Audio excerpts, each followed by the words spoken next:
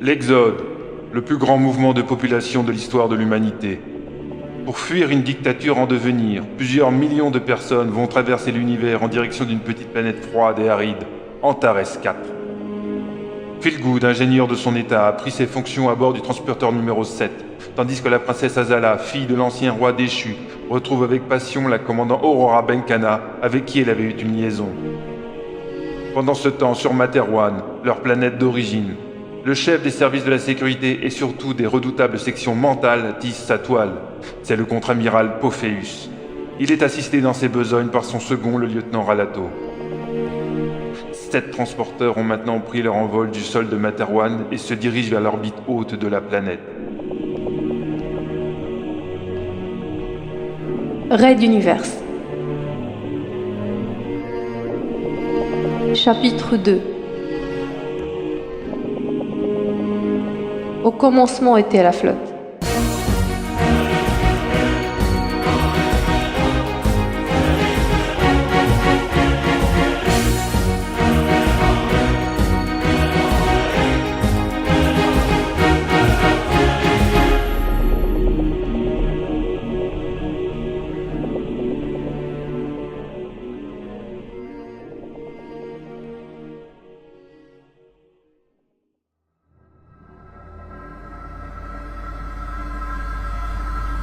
Les satellites de surveillance glissaient lentement sur leurs orbites, observant la vie qui s'écoulait sur Materwan avec ses nuages, ses océans, la taille de ses villes, le parcours de ses autoroutes, les migrations de ses citoyens, les départs de ses vaisseaux. Pourtant, aujourd'hui, nombre d'entre eux étaient pointés dans une direction inédite, l'espace proche de Materwan, l'orbite de transit. Leurs objectifs se focalisaient sur le plus grand déplacement interplanétaire de population de l'histoire de l'humanité, l'Exode. 7 transporteurs, soit plus de 3 millions de personnes, des tonnages infinis de métal, de vivres, de passagers ou de fret, provenant des 4 coins de la planète et représentant la quasi-totalité des corps de métier. La flotte se ravitaillait à la station d'accueil principale, surnommée Maman Lolo par les marins de l'espace, en référence à sa fonction de nourrice des véhicules spatiaux, et les entrepôts mettraient une bonne semaine à tous se remplir. Ainsi, les équipages en profitaient-ils pour peaufiner les préparatifs, révisions et demandes supplémentaires de matériel, les passagers s'installaient dans leurs nouvelles fonctions, les familles dans leur quartier, bref, nous étions à l'heure de la seconde étape des préparatifs du départ proprement dit.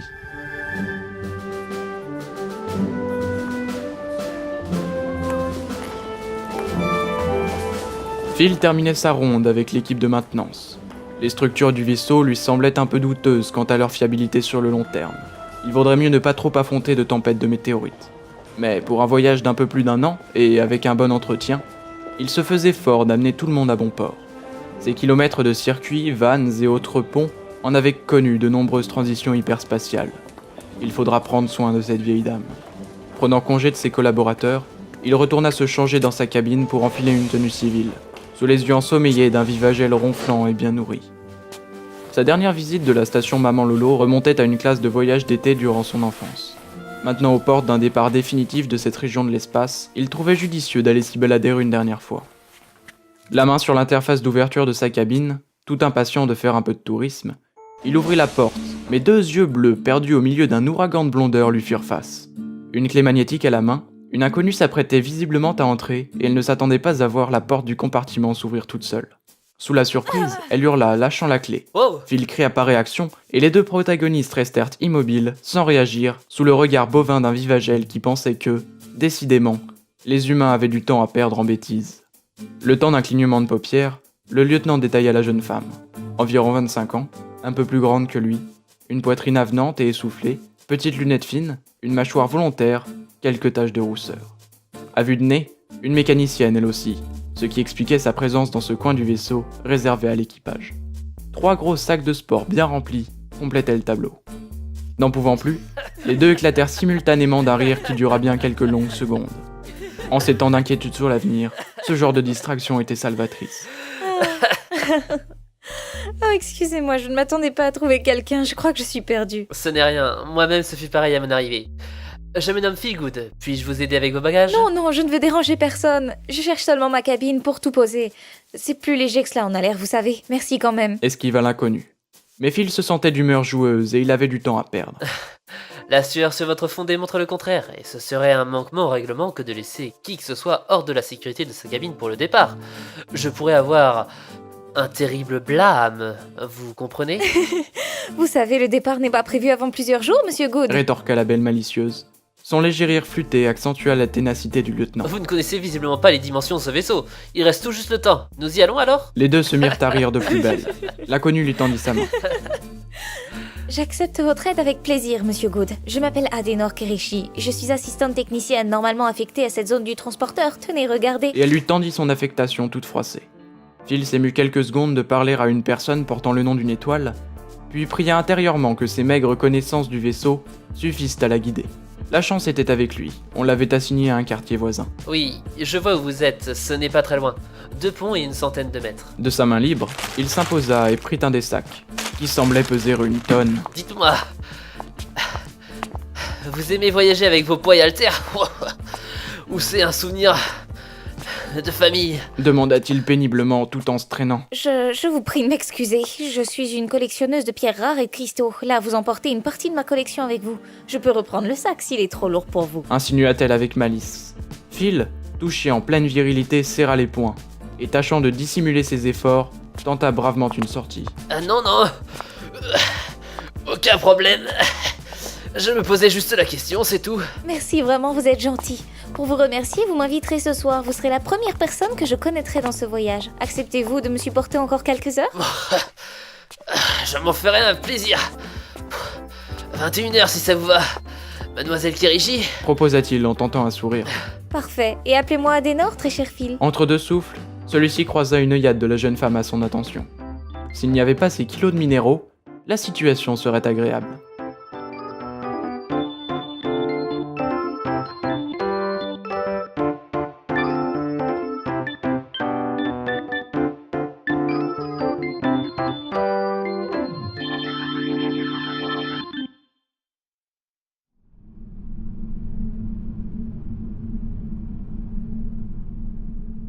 Ralato montait 4 à 4 les marches de l'escalier, malgré la semi-pénombre de l'endroit, où l'humidité rendait les dalles luisantes et glissantes. Il arpentait souvent ce sombre couloir froid, apportant rapports et analyses destinés personnellement à son chef. En effet, ce passage secret, dans la plus pure tradition des romans du passé, n'était connu que d'une toute petite poignée d'élus. Il partait d'une cave située à 200 mètres du ministère de la Sécurité, pour aboutir directement dans le bureau de son locataire. Et, depuis la Révolution, ce poste était dévolu au redoutable contre-amiral Pophéus. Arrivé en haut des marches devant une porte blindée, Ralato pressa un interrupteur mural, puis s'installa dans la tente. Un discret signal venait d'indiquer à son chef que quelqu'un désirait le voir. Suivant son activité ou la présence d'importuns autour de lui, celui-ci allait attendre le moment qu'il jugerait propice pour ouvrir la porte dissimulée dans des moulures de bois derrière lui, et, enfin, laisser rentrer son interlocuteur. Cela pouvait être long, voire très long. Le lieutenant inspira profondément, observant la vapeur de sa respiration remonter le long des murs de vieilles pierres autour de lui.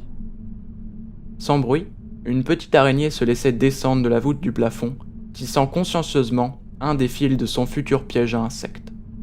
Ce passage datait du début de la royauté, il avait plusieurs centaines d'années et n'était évidemment pas nettoyé souvent. Chaque dizaine d'années, on faisait venir une équipe de ménage et 1 ou 2 ouvriers. Puis on les faisait tous disparaître pour conserver le secret. L'araignée s'arrêta à mi-hauteur du corridor, se balança de droite, à gauche, jusqu'à en toucher un des côtés. Puis elle remonta tranquillement pour la seconde étape. À ce rythme, elle avait des chances de finir son œuvre avant la nuit. À son instar, Ralato était besogneux et patient. Ses aptitudes de mental lui permettaient de mettre à profit les moments d'inactivité de multiples manières. Cela allait simplement de surveiller les activités de son employeur. Une fois, le lieutenant était même reparti boire un petit thé à l'armurerie car le contre-amiral était occupé à prendre du plaisir avec un mignon. Autant dire que rien ne pressait alors. Mais également d'écouter les pensées de toute personne passant dans son rayon d'action, soit plusieurs dizaines de mètres. Les informations captées étaient de toutes sortes, des liaisons entre fonctionnaires aux sombres machinations du service de renseignement de l'armée, de dettes de jeu des accompagnateurs de manteaux aux simples disparitions d'objets usuels. Pour espionner les différents étages, il suffisait à Ralato de faire le yo-yo dans l'escalier, parcourant secrètement les tribulations de pratiquement tout le monde au ministère. Ainsi, tel cette araignée, il tissait lui aussi consciencieusement les fils de sa toile. C'était de cette manière qu'il avait découvert le double jeu de l'espion d'Azala, qui partageait son temps entre turpitude sexuelle avec Pophéus et écriture de rapports pour la princesse. Le petit malin avait réussi à cacher cela au fond de sa conscience. Forcément, ce fut cette information qui avait fait pencher la balance en faveur du bannissement de l'ancienne héritière du trône. Ralato se concentra sur le bureau du contre-amiral Pophéus. Non, l'interlocuteur de son chef était toujours présent. Ralato allait devoir encore patienter. Changeant d'appui, il replongea dans ses pensées. Un cas intéressant que cette princesse Azala. Elle était passée au travers des tourments de la révolution Castix, conservant une partie de la fortune familiale et même certains privilèges, alors que son père n'avait pu protéger jusqu'à sa propre vie. Preuve de sa redoutable intelligence, elle avait même réussi à créer un réseau de sympathisants, cloisonnés en cellules, puis en ramifications que l'on retrouvait dans des cabinets ministériels et même dans l'armée. Les services de Pophéus avaient du mal à les débusquer, n'ayant d'autre choix que de les écraser l'un après l'autre dans un épuisant jeu de chat et de souris. Autre preuve de l'originalité de la princesse, la redoutable Benkana, farouche chef révolutionnaire reconnu que l'on avait missionné pour la surveiller et l'entraver, avait pris fait et cause pour elle et s'était même retrouvé dans son lit. Ralato n'en revenait toujours pas. Évidemment, c'était avant que l'Exode ne bouleverse tout. Une bonne partie du réseau Azala s'y était naturellement retrouvée, débarrassant le plancher proprement. Mais qu'adviendrait-il des partisans restés sur place ? Une des priorités des services de sécurité était de les retrouver et de les neutraliser. Pourtant, le mental sentait qu'on laissait passer quelque chose de plus grave encore. La flotte de l'Exode, de par sa composition, était une grave menace, un formidable danger potentiel dont on risquait d'avoir à payer la dette dans plusieurs années, voire plusieurs générations. Le contre-amiral et lui étaient du même avis sur ce sujet. Sans la couardise du Conseil de la Révolution, qui trouvait que commencer une nouvelle période par un immense massacre faisait tache dans l'histoire, ce seraient des mines explosives et pas des vivres que l'on chargerait actuellement à bord du transporteur sur Maman Lolo, et Ralato et ses manteaux se chargeraient de réécrire les livres d'histoire. Mais trêve de tergiversation. Le rendez-vous de Pophéus s'éloignait enfin, et d'ici peu, la porte allait s'ouvrir. D'après le sondage des pensées de celui qui partait, le maître de ces lieux était d'humeur égale. Une petite lumière bleue au-dessus de l'interrupteur mural clignota, et, dans un discret claquement, Ralato ouvrit la porte, s'introduisant dans le bureau du ministre. L'ambiance à l'intérieur était à l'opposé de celle du corridor froid et humide. De hautes baies vitrées illuminaient une grande pièce à la décoration pompeusement alourdie par des siècles d'ancien régime. Tapis épais, chandeliers, moulures, dorures, cheminées flamboyantes et même des toiles accrochées au mur représentant quelques célébrités passées. Au ministère de la Sécurité, on soignait la continuité, ce bureau n'ayant guère changé sous la Révolution. Le rapport en lui-même ne dura que quelques minutes, apportant des précisions sur les enquêtes en interne d'agents infiltrés ou retournés du réseau Azala, ainsi que des rumeurs concernant un nouveau type de contestataire plus organisé. Plusieurs recherches d'informations étaient ouvertes sur ce sujet, et on pouvait en espérer rapidement des résultats satisfaisants. Le contre-amiral Pophéus écouta avec attention, puis, après quelques secondes de réflexion, congédia son homme de confiance, qui s'effaça discrètement par le passage secret. L'agent Ralato Uli était un homme efficace, sans ces notions de bien ou de mal qui ternissaient la réputation des bons éléments. Le ministre le savait et appréciait les qualités de celui qui était son second, ou dirait-on à d'autres périodes, son âme damnée. Ses facultés mentales étaient un atout dans la profession qu'il exerçait, bien qu'il y avait plus d'un mental travaillant dans ses murs. Non, ce que Pophéus admirait le plus chez son lieutenant, c'était cette logique implacable, cette terrible machine à calculer qui lui occupait le cerveau. N'avait-il pas proposé lui-même son propre frère Fabio pour servir au sombre projet de déstabilisation de la flotte de l'Exode, une vraie mission suicide pourtant? Avait-il hésité à torturer l'espion d'Azala, ou à faire disparaître des témoins si nombreux que Pophéus lui-même en ignorait le décompte exact? Cet homme était une perle pour les affaires mentales, et pourtant, malgré toutes ces preuves de loyauté indubitable, le contre-amiral savait que l'on devait se méfier de ses amis autant que de ses ennemis. Ralato connaissait tous les rouages, tous les secrets de la mécanique du ministère. Il connaissait les mensonges intimes de toute personne croisant son chemin, allant jusqu'à décrypter les subconscients. Un être aussi doué et efficace aurait dû être lui-même supprimé car il pouvait menacer tout le monde dans le milieu des comploteurs et des espions, alliés comme ennemis.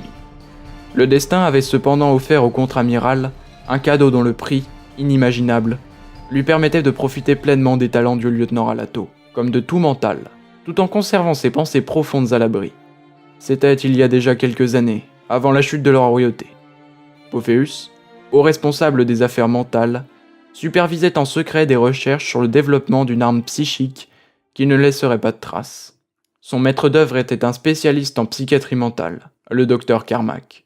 Un fou dangereux que l'on avait sauvé in extremis de la sentence ultime pour toute une série d'expériences qu'il avait commises au nom de sa science. Expériences qu'il put ensuite reproduire à loisir dans un satellite artificiel que l'armée lui mit alors à disposition. Ses recherches portaient sur les manteaux. Il voulait découvrir comment s'accaparer leur pouvoir, mais également comment s'en protéger. Encore maintenant, la meilleure protection contre un mental reste un autre mental. Alors, comme dit l'adage, qui protège du protecteur? Donc, Carmack farfouillait dans le cerveau de ses victimes, tentant de comprendre. C'est lui qui, par exemple, avait découvert l'incroyable existence de Fabio Uli et de son frère.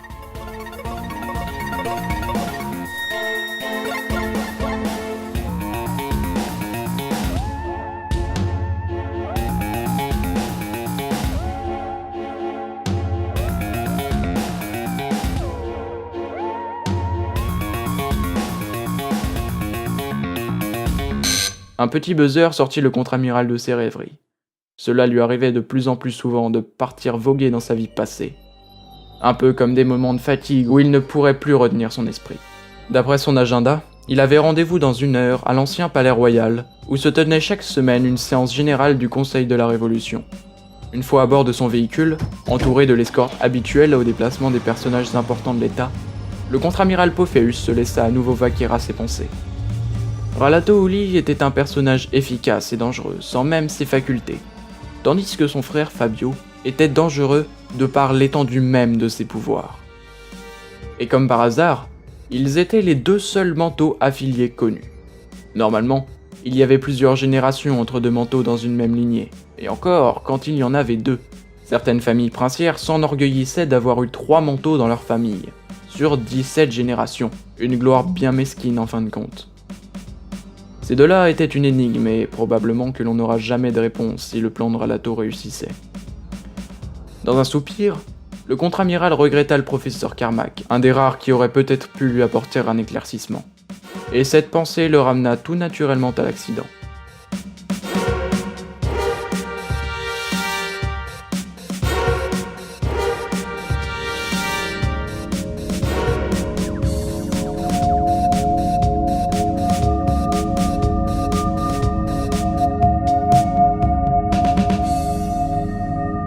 Carmack axait ses découvertes sur un but simple. Pour s'affranchir d'une généalogie mentale incontrôlable, on devait tenter le transfert de ses pouvoirs d'un individu à un autre ne les possédant pas. Cela entraînait systématiquement la mort du mental d'origine, mais dans certains cas, on avait constaté l'apparition de facultés propres aux mentaux chez le sujet de destination. C'était en fin d'année, lui semblait-il. Exalté par quelques percées significatives, il avait invité toute une clique de généraux et autres hauts gradés de l'armée pour une présentation au sein de son satellite. Et Pophéus en faisait évidemment partie.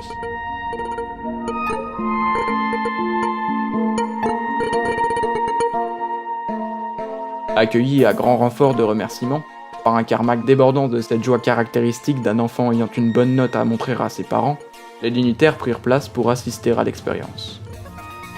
On les installa sur des gradins suspendus au-dessus d'une haute pièce, et quelques rafraîchissements leur furent distribués dans l'attente du commencement de l'expérience. Au centre se trouvaient 2 lits déjà occupés par 2 personnes endormies sous sédatifs. L'une était sanglée solidement, sans aucun doute le mental, l'autre, le volontaire receveur, n'étant pas attaché.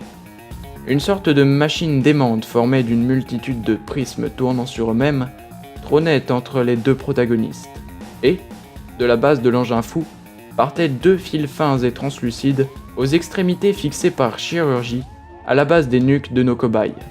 Enfin, de nombreux appareils de contrôle médicaux surveillaient en permanence l'état des patients et 2 infirmiers veillaient dans un coin de la salle.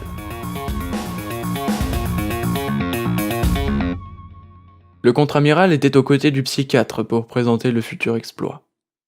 Quelques formules d'introduction, quelques présentations, et voici que l'expérience pouvait commencer. Le rapport secret de l'enquête déterminera plus tard que la disposition des protagonistes était la clé de l'accident. Au centre, la machine et les 2 cobayes, surplombés par des gradins en métal, et entre les deux, une plateforme suspendue à un bras, avec Pophéus et Carmack debout. Parmi les facteurs négligés par le psychiatre fou, un communicateur portable à long rayon d'action dans la poche de Pophéus, et une éruption solaire de forte intensité alors que le satellite n'était pas protégé derrière la planète Materwan. Sur le dit rapport, on reconstitua la chronologie suivante. 10h05, début de l'expérience. Tous les appareils nécessaires sont mis sous tension. Aucun incident ni dérèglement n'est à noter. 10h09, explosion à la surface du Soleil. Une vague électromagnétique s'éloigne à la vitesse de la lumière en direction de Materwan. 10h10, Pophéus reçoit un appel. Le destin étant joueur, il s'agissait du rapport de réussite de la rafle de Fabio et Ralato dans les montagnes. 10h16, la vague solaire frappe le satellite de plein fouet. Des perturbations électriques font sauter les disjoncteurs, les générateurs secondaires s'activent automatiquement.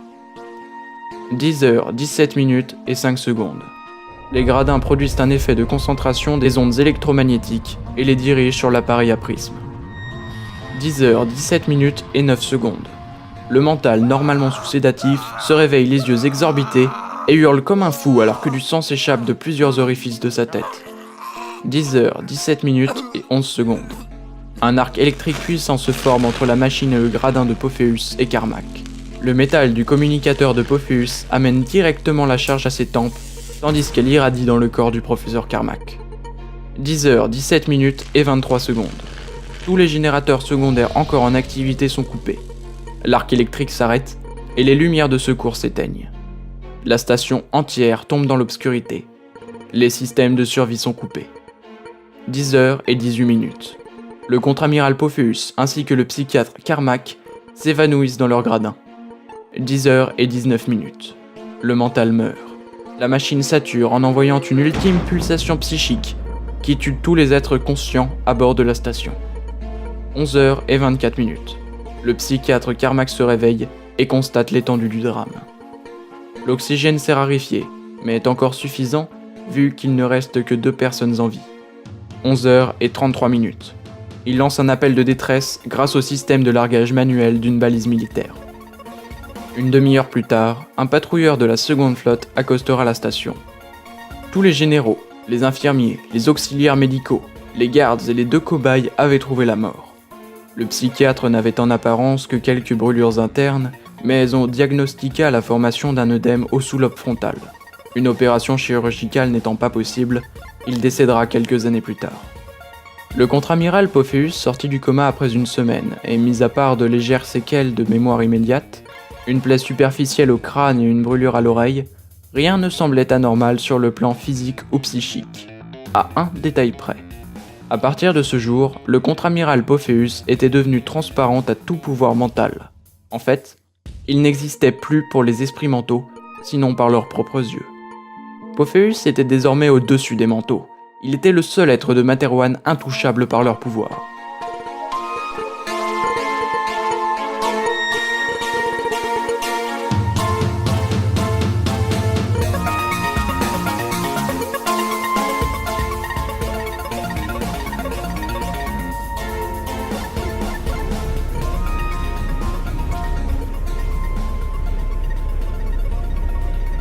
Semblant se réveiller d'un sommeil léger, le ministre de la Sécurité grommela, puis sortit de son véhicule pour traverser la cour de l'ancien palais royal. Maudites échappées de conscience.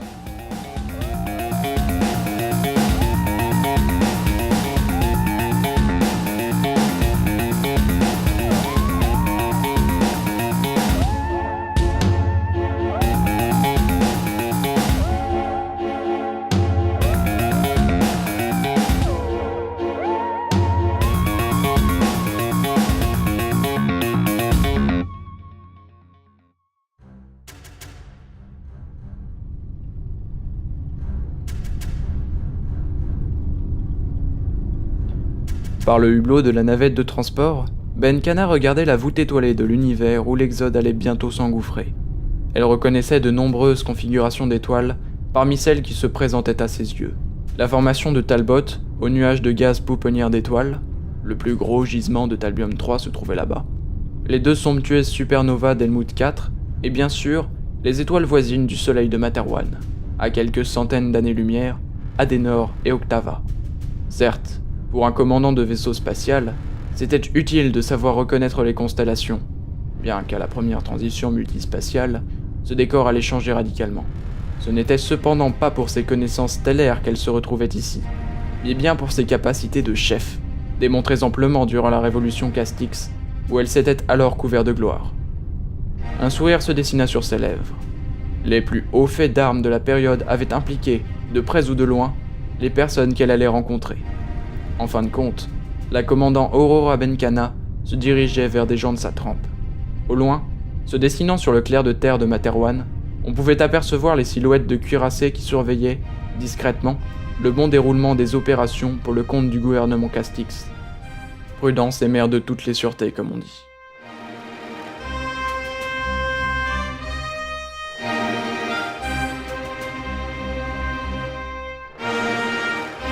La navette de Benkana amorça son virage pour se présenter dans l'axe de la piste d'appontage du transporteur numéro 1. Ce faisant, elle étala sous les yeux du commandant les feux de la station d'accueil principale de Materwan, Maman Lolo. Auréolée de milliers d'étoiles bien plus animées que celles de la voûte spatiale, Maman Lolo brillait comme un phare où grouilleraient des centaines d'insectes attirés par sa lumière. Présentement, les véhicules de transport, ravitaillement, surveillance, réparations auxquels s'ajoutaient les vaisseaux en approvisionnement eux-mêmes, qu'ils soient cargo, véhicules de tourisme ou de transport. La présence, accostée à 2 de ces docks, de transporteurs de l'Exode, n'était évidemment pas faite pour en calmer l'activité.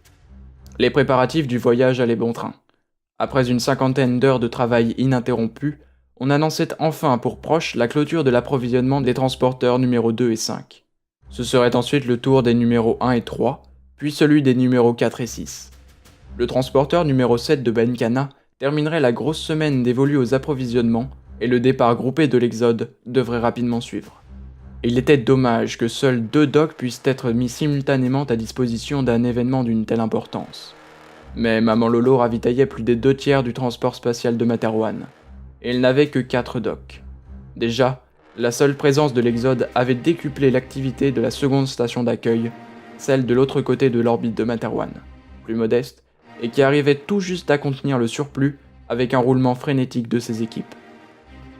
Un hangar emplit l'espace visuel du hublot et ramena Aurora Benkana à l'événement pour lequel il se déplaçait. La première réunion du conseil des commandants de l'Exode, les 7 responsables des 7 transporteurs enfin réunis.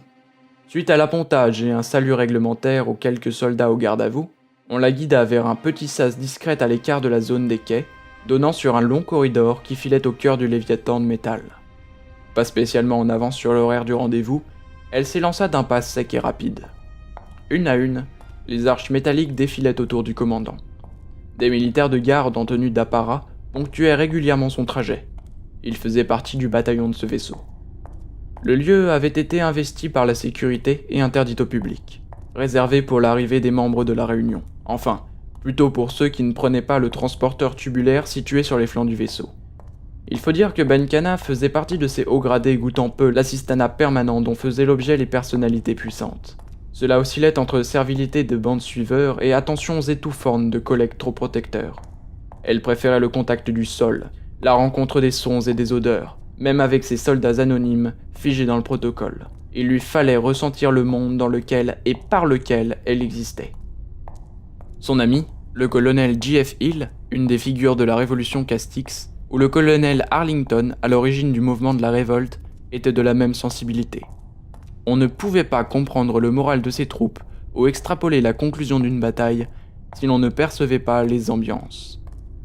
Le couloir fit un coude à gauche. La salle est dans cette direction, mon commandant. Lui indiqua, en la saluant, l'ordonnance placée stratégiquement à cet endroit. Poursuivant sa traversée, Benkana aperçut un second ordonnance à un croisement quelques mètres devant elle. Le soldat venait visiblement de renseigner un autre visiteur un instant plus tôt. Ne serait-ce pas ce mélange connu et indéfinissable de musc, de cèdre et d'ylang-ylang qui lui parvenaient aux narines. Elle pressa le pas, son prédécesseur avançant plus lentement qu'elle. Il boitait de la jambe gauche suite à une grave blessure vers la fin de la guerre civile.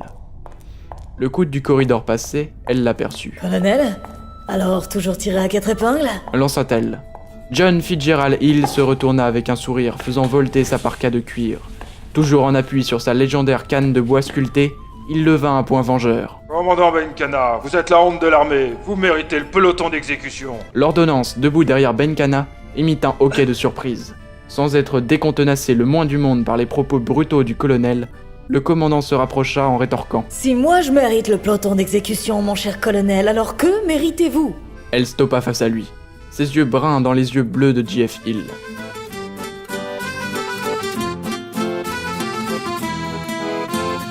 La notoriété du colonel datait des mouvances anarchiques qui avaient remué le monde intellectuel et politique de Materwan il y a une vingtaine d'années. Et même s'il avait grandement changé, il en gardait plusieurs habitudes non protocolaires vis-à-vis de lui-même, de ses hommes ou de ses amis. Assez grand, mince, des cheveux ondulés noirs de jais surplombant un visage maigre, qu'une longue barbe parfaitement peignée allongeait encore plus. Ses yeux pétillants d'intelligence étaient auréolés de cernes bleues nuit, reliquat des longues soirées à veiller dans la clandestinité de la jungle pour préparer sa grande révolution populaire. En contraste avec cette existence de guérilla, J.F. Hill prenait systématiquement des allures de gentleman impeccable. Propre, chic, toujours le même parfum, une grande parka de cuir ciré et des manières de prince. Éclatant alors d'un grand rire commun, les deux amis tombèrent dans les bras l'un de l'autre, allant jusqu'à s'embrasser, ce qui choqua une seconde fois l'ordonnance, peu habituée à cette convivialité de la part de haut gradés. Dis donc, tu as pris du poids depuis la dernière fois. Ne te dis pas que tu continues à te plaindre de ton petit bobo à la jambe pour avoir plus de Rubiano par pitié. Le tensa Benkana. Le Rubiano est un plat typique des régions des plaines de Materwan, connu pour être délicieusement nourrissant. Toi aussi, tu as pris des rondeurs, Ashtuka, mais ta poigne est encore solide. C'est bon de te revoir. Lui répondit J.F. Hill tout en l'enlaçant à nouveau. Ashtuka signifiait petite sœur dans un dialecte inconnu sinon du colonel. Il avait donné ce surnom à Benkana il y a longtemps, durant la guerre. Bien, poursuivons le chemin, ce n'est plus très long. Nous arriverons ensemble là-bas. Avec plaisir, John. Répondit-elle. Le commandant Benkana et le colonel J.F. Hill reprirent donc leur progression le long du corridor qui les amènerait bientôt à la réunion du conseil, bras dessus, bras dessous. J'avoue ne pas trop savoir à quoi m'attendre là-bas. S'interrogea Benkana à voix haute. À des retrouvailles de vieux amis, de vieux ennemis et de quelques inconnus que le virage pris par la révolution castique a fait fuir. Voilà ceux que nous allons rencontrer. Si c'était si simple, au moins Momomba sera également de la partie, on se sentira moins seul. Tu l'as revu récemment? Oui, il y a quelques mois, lors d'un grand rassemblement à la capitale, militant pour l'égalité des droits des minorités. Tu ne seras pas surprise d'apprendre qu'il était en tête du cortège et qu'il haranguait la foule comme un chef. Bien sûr, il a toujours été comme ça. Je me souviens son attitude à la bataille d'El Mouta. La garnison d'en face nous a livré ses chefs et les clés après qu'il leur ait parlé pendant 1 heure au mégaphone. Le colonel partit soudain d'un grand rire. Sacré Momumba! Sa force a toujours été de ne pas comprendre que certaines choses étaient impossibles, et du coup ça fonctionne. Je t'accorde qu'il est également un maître stratège peu commun, et que son aide fut primordiale pour la révolution. Mais dis-moi, John, L'interrompit Benkana. comment comptes-tu aborder ta rencontre avec le colonel Sterling Price? Et ne me dis pas que vous allez tomber dans les bras l'un d'autre. Sterling Price s'est pris une raclée, et je crois qu'il l'a admis. La bataille des monts Athos est loin, et nous nous sommes croisés déjà une fois par hasard. À l'époque, on s'était promis de la refaire avec des pièces d'échecs. Je pense que nous allons en avoir l'occasion durant les prochains mois. Tu prévois un voyage d'agrément? S'enquit Benkana dans un grand sourire. Pourquoi suis-je certaine que ce ne sera pas le cas? Parce que tout simplement je viens de le dire, donc ça n'arrivera pas. Et ils repartirent tous les deux dans un grand éclat de rire, interloquant les gardes tout le long du corridor.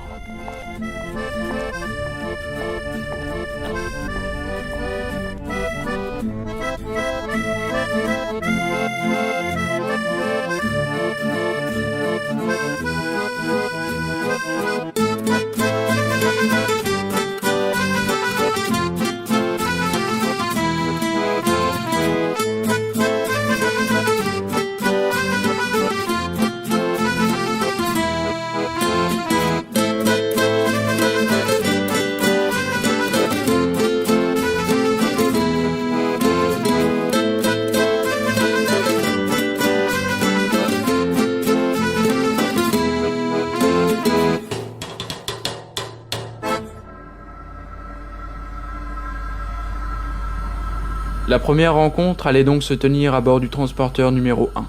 Après tout, cela pouvait paraître logique. C'était celui du général Décembre, plus haut gradé des commandants de l'Exode. La salle de réunion proprement dite était un quadrilatère métallique simple, encadrant une table circulaire destinée à accueillir une dizaine de personnes au plus. De dimension modeste, sans aucun hublot et seulement éclairée d'un néon circulaire fixé au plafond, elle n'en possédait pas moins un émetteur holographique permettant d'afficher des cartes juxtaposées, un gadget en vogue dans les forces spatiales. Un lieu spartiate sans doute, mais obligeant à une proximité plus utile que protocolaire pour une expédition de cette envergure. Les décisions prises autour de cette table auront des conséquences sur plus de 3 millions de personnes. Benkana et Hill passèrent les plantons de garde, puis le sas étanche, et pénétrèrent dans la salle. Ils étaient évidemment les derniers. Autour de la table, installés dans des fauteuils de cuir noir, se trouvaient tous les autres membres de la petite assemblée. Le général Décembre était le commandant du transporteur, l'hôte de ces lieux. Dans la force de l'âge, c'était un des anciens généraux de la flotte royale qui avait prêté allégeance à la jeune république Castix avant d'être déçu par ce qu'il voyait, ou plutôt probablement ceux qu'il n'espérait ne plus voir revenir, ainsi que le commandant Bazavetch à la tête du second transporteur. Les privilèges des nobles disparaissaient les uns après les autres, supprimés par une république pressée de donner des gages au peuple de Materwan, mais rognant ainsi la parole donnée aux anciens ennemis pour qu'ils déposent les armes. Sous la royauté, Bazavetch était baron. D'ailleurs, Benkana se demandait si ces personnalités du précédent régime n'avaient pas secrètement l'intention de le recréer sur la future planète rouge. Le colonel Sterling Price, commandant du 5e transporteur, portait également le titre de comte par alliance avec la famille Price. Mais c'était avant tout un brillant tacticien âgé, considéré par tous comme un maître dans l'art de la guerre, jusqu'à la fameuse bataille contre les guerrilleros de J.F. Hill, qui anéantit son mythe et provoqua la déchéance de sa famille. Il ne semblait pourtant pas spécialement donner place à la rancœur contre Hill, et le regard qu'il lui lança était plus empreint de respect envers un valeureux adversaire qu'autre chose. Le vieux colonel n'était pas un royaliste fanatique, et on disait même qu'il s'était déjà heurté à plusieurs aspects injustes du système royal durant sa jeunesse. D'ailleurs, sur ces terres, le servage avait été aboli depuis plusieurs générations, et la famille Sterling était plutôt appréciée des différentes couches sociales. Le 3e transporteur était sous la responsabilité du commandant Momumba Arlington, un frère d'armes de Benkana et Hill, qui se fendit à leur intention d'un éclatant sourire de ses dents blanches, détonnant sur sa peau noire, ainsi qu'un petit signe de bienvenue amical de la main. Dans ses yeux, on sentait qu'il comptait bien plus tard fêter dignement les retrouvailles. Le dernier membre du cercle n'était pas militaire, le commandant de vaisseau Runta, responsable du 4e transporteur. Cet homme était entré dans la politique et avait plusieurs fois été secrétaire d'État ainsi que ministre chargé aux affaires spatiales. En fait, c'était peut-être le seul personnage qui n'avait, semble-t-il, pas de raison évidente de prendre part à l'Exode. S'étant prudemment abstenu d'intervenir durant la Révolution, il avait renié l'ancien régime et s'était fait une place dans le nouveau. Peut-être avait-il flairé tout simplement la possibilité d'une carrière encore plus florissante dans le futur pouvoir politique qui naîtra une fois arrivé à destination. Ou était-ce une autre raison plus personnelle? On disait que sa sœur était également à bord de l'Exode. Les renseignements étaient maigres et le personnage entouré de mystères.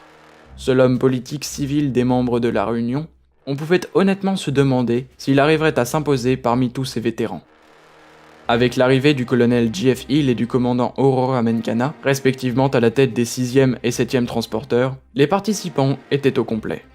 On ferma le sas sur un signe de général Décembre, tandis que les derniers venus prenaient place dans leurs fauteuils. La réunion allait enfin pouvoir commencer.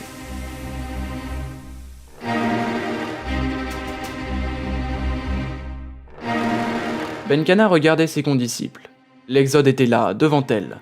Et maintenant débutait l'autogestion qui allait les amener jusqu'à Antares 4. Les espoirs d'une partie de l'humanité se concentraient ici et maintenant sur eux 7.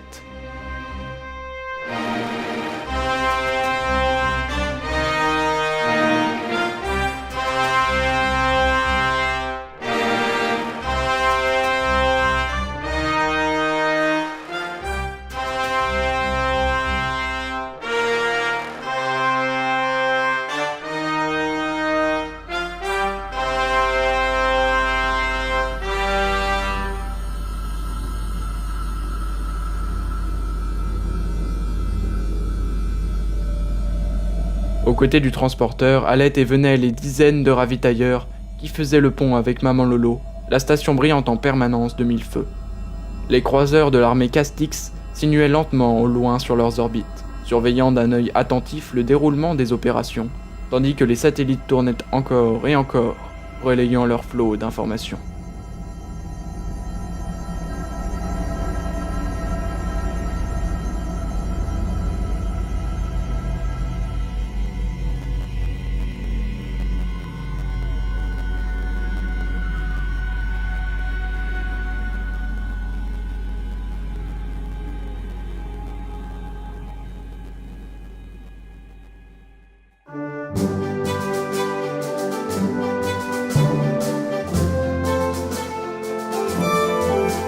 Réalisation, Raulito et Yann.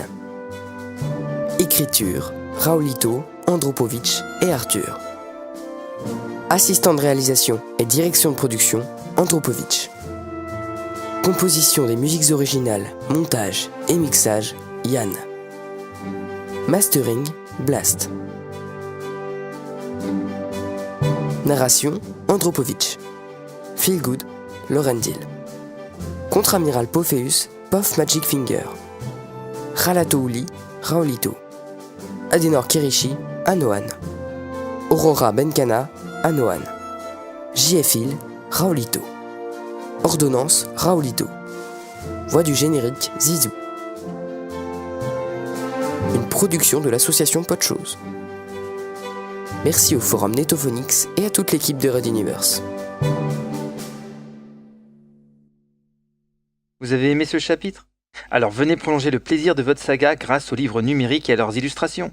Ils sont disponibles sur le site reduniverse.fr. Venez vite!